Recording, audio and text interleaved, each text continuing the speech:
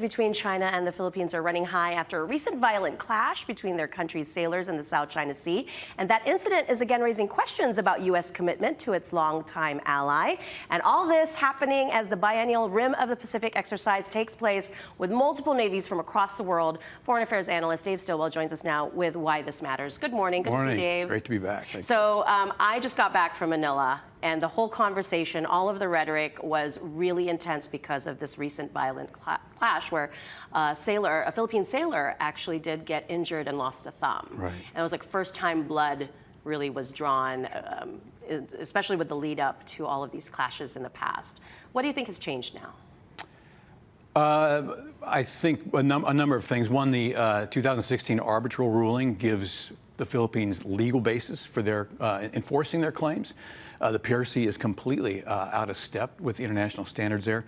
The U.S. government has also committed more strongly to Article 5 commitments to the Philippines. The decision on whether or not this is a Article 5 triggering mechanism, we don't know. But the Philippines are doing a great job of putting graphic photos of his severed thumb online to show you the barbarity. I mean, if you look at the video, the Chinese sailors are puncturing with knives the inflatable hulls of Philippine boats in Philippine waters in their own EEZ. This is 800 miles from any Chinese holdings. Again, the world is waking up to the problem.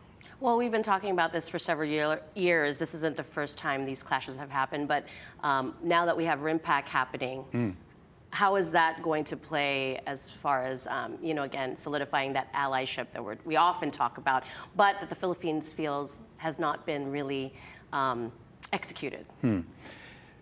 Well, look, if we start shooting, we lose. The execution happens in the information, the words, the images, the narrative that we present. And RIMPAC presents that narrative. It says 29 other countries agree with the United States. 29 countries look forward to participating and cooperating with us in the region.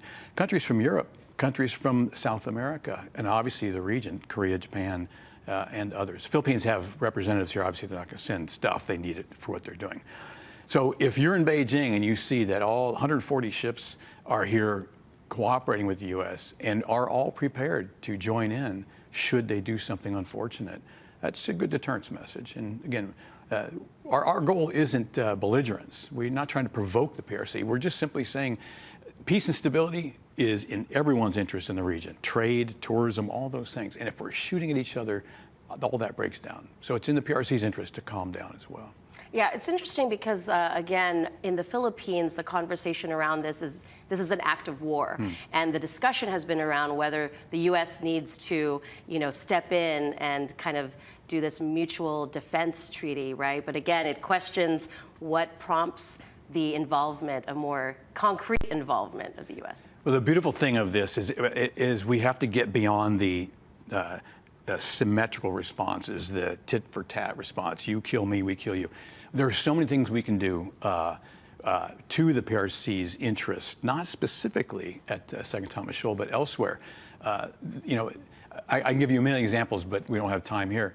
We don't have to go symmetrically. We can go asymmetric and say, you value the economy, here we're going to take steps to damage and harm your economy should you continue down this path. It's called deterrence. What's the bottom line, though? Because it doesn't seem that deterrence has helped. It just seems that, China has pretty much created these military installations across the South China Sea. So I don't think that the conversation of deterrence has actually worked. That's I know there's true. a lot of people that agree with that. I would say that the deterrence, the fact that there's been no actual shooting at this point has worked.